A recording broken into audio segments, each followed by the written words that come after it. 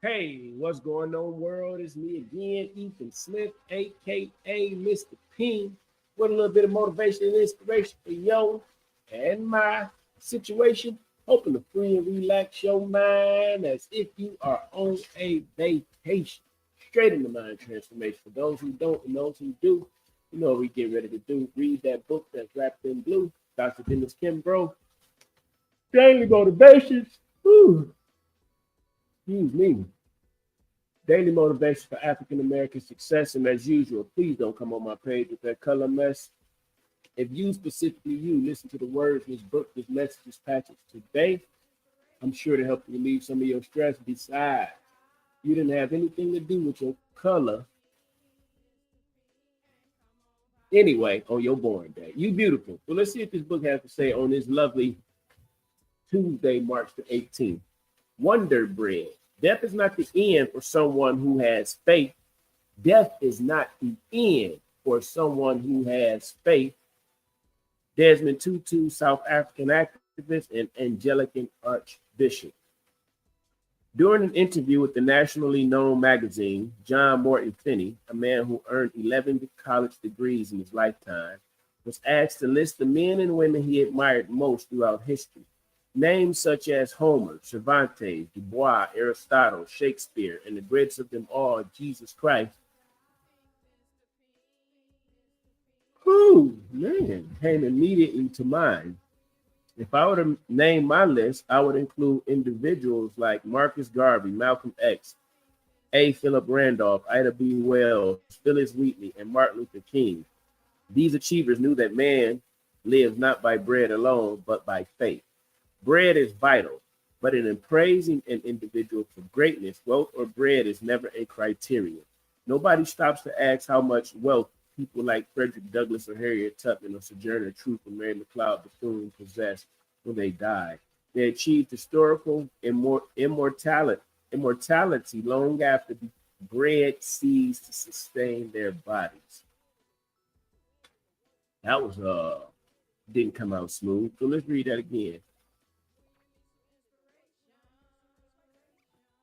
Nobody stops to ask how much wealth people like Frederick Douglass or Harriet Tubman or Sojourner Truth or Mary McLeod Bethune possessed when they died. They achieved historical immortality long after bread ceased to sustain their bodies. Man must live by faith, faith in himself and faith in others, faith in himself and faith in others.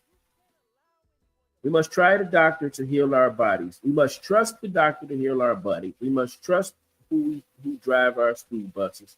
We must trust the banks that manage our money. I don't know about that. We must trust the pilot who takes us from one destination to another, thousands of feet above the earth. Though we live by faith in others, more importantly, we must live by faith in ourselves. Me. Faith to believe that we can develop into useful men and women. Closing quote. I will seek the real bread of life, faith and understanding. Faith is the substance of things hoped for and the evidence of those things unseen. I do believe that's how it goes.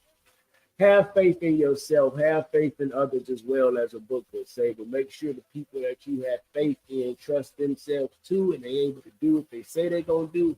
But most importantly, and more importantly, as the book says, the faith that you really need to be strong is the faith that you have in you. Do you believe in you that you are capable of doing what you believe God sent you here to do? I believe I'm capable of being a multimillionaire, being a high level speaker, a high level coach, and a high level consultant. That I do believe. That faith thing. I have the faith, but I don't know if physically I'm walking out the faith each and every day. So, what does that say about me? Or what does that say about you? If you have something you want to do, but you're not doing it, my question would be, Ethan, is do you truly have the faith in you? Do you truly know that God can use you? Do you truly know that God wants to bless you? Do you truly know that God is waiting for you to do what He's sent you here to?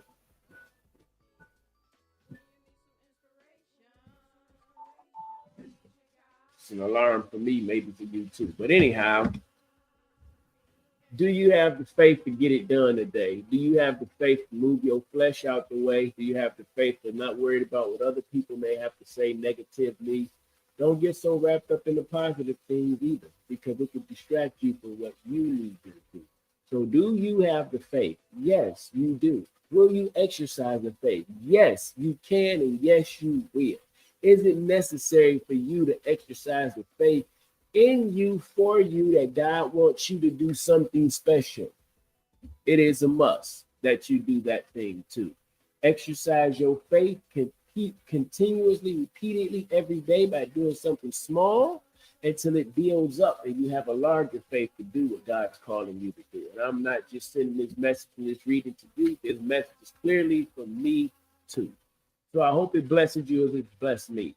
Hope this motivation and inspiration is something for your situation to free and relax your mind as if you are on a vacation. Straight into mind transformation. Y'all have a blessed one today.